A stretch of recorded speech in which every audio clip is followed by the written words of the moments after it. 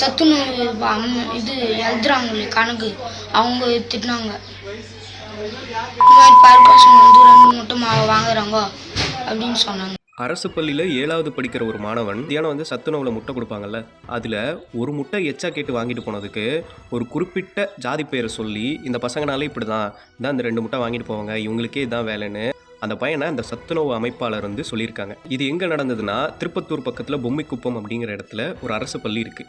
அந்த அரசு பள்ளி சத்துணவு அமைப்பாளராக இருக்கிற பத்மினி அப்படிங்கிறவங்க தான் இந்த ஒரு சிறுவனை அப்படி சொல்லியிருக்காங்க. இந்த பையன் இந்த வீடியோவில் பேசும்போதே ரொம்ப மனசுடைஞ்சு பேசுகிறாரு.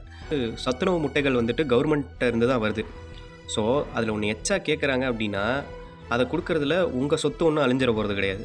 2வது, அப்படி இந்த பையனுக்கு எச்சா கொடுத்தா மிச்ச எல்லா பசங்களும் வந்து 2 முட்டை கேட்பாங்கப்பா, ஸோ உனக்கு மட்டும் கொடுக்க முடியாது அப்படின்னு அந்த பையன்கிட்ட சொல்கிற மாதிரி இருந்தால் அதை சொல்ல வேண்டிய விதத்தில் சொல்லி அந்த பையனுக்கு புரிய வைக்கணும். அதை விட்டுட்டு ஒரு ஜாதி பேர் சொல்லி இவங்கனாலே இப்படி தான் அப்படின்னு எப்படி சொல்லுவீங்க? இன்னும் எத்தனை நாளைக்கு இவங்கனாலே இப்படி தான் அப்படின்னு வந்து சொல்லிக்கிட்டு இருக்க போகிறீங்க?